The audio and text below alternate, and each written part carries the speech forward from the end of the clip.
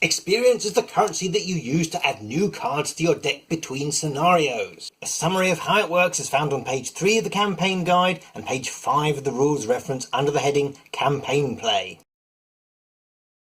It comes from 3 main sources: your victory display, your scenario resolution, and individual rewards. Your victory display is a collection of cards that you have overcome during play that are worth bonuses. This can be an enemy which you defeat, or that has a parlay or a forced ability.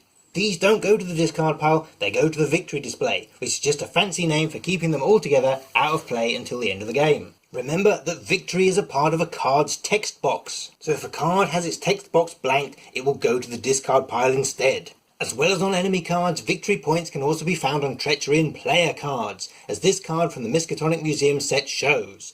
Once you resolve it, put it in your victory display. At the end of the game, check the locations in play. If there's a revealed location with a victory keyword which does not have any clues on it, then you may add it to your victory display. But only if it has no clues on it. The second way of receiving experience is from scenario objectives. When the game is over, check which resolution your investigators have achieved in the campaign booklet. This will tell you how much experience the group has earned.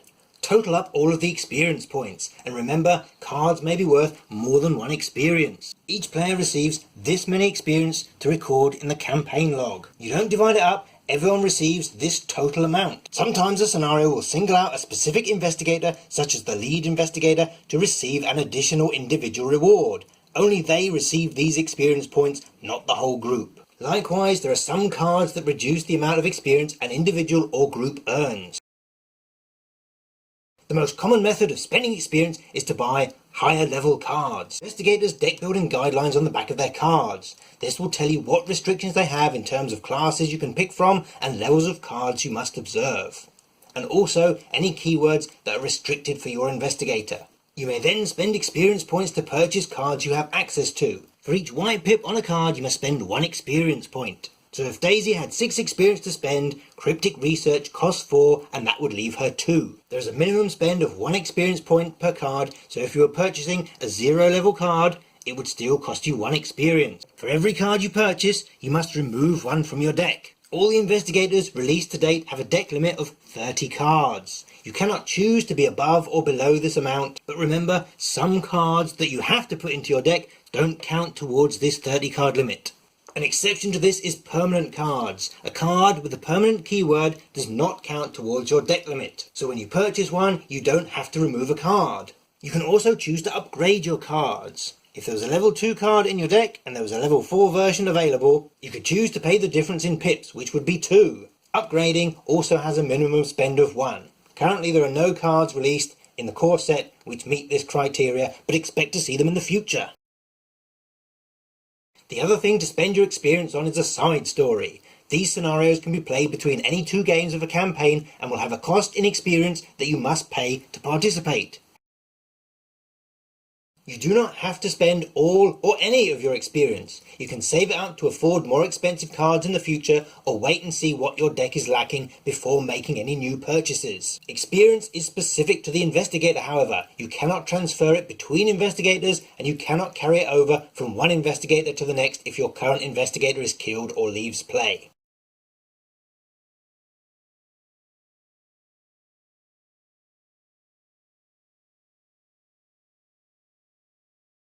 What's up, investigators? Is your victory display looking a little lacking? That converted box lid just not doing it for you? Well, let's introduce you to our biggest ever screw down. This is the 9-card screw down holder with black border from BCW Supplies. As always, open it from the bottom, not the screw end up at the top. The first thing to note is that this comes with 12 brass screws, and they're contained in this fantastic little plastic case here, so you aren't going to lose them. You can just pop the lid off of this here.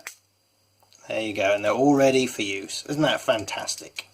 The main product comes in 2 parts, both plastic, and they're separated by this little vinyl sheet here to stop everything getting scratched in transit. This is the front part here, which is a solid sheet of clear plastic onto which has been laminated a very thin little lattice work of black plastic on the back here.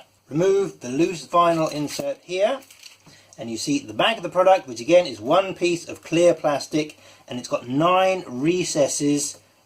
So what you're going to do is basically place your card this way up in the recess like that. There's no diamond corners. It's an extremely tight fit, so it won't take a sleeved card. Then you're going to place the front part over the top and just screw in the 12 screws at each of the points here, and that will hold the cards snugly in place. On the back of the product there is a little cutout for wall mounting, so you just put a screw into your wall and this will sit and hang on there like that, so you can probably hang it up and display it. Now you're ready to put in the screws, which are all countersunk, so should sit flat with the frame. And remember, always get a grown-up to help you when doing this part.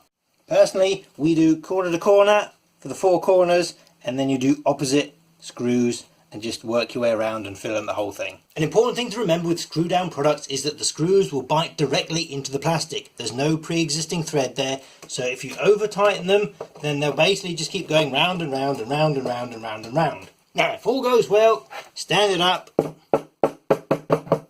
give it a bang, and everything holds in place. You can hang that on your wall, you can display it on your coffee table.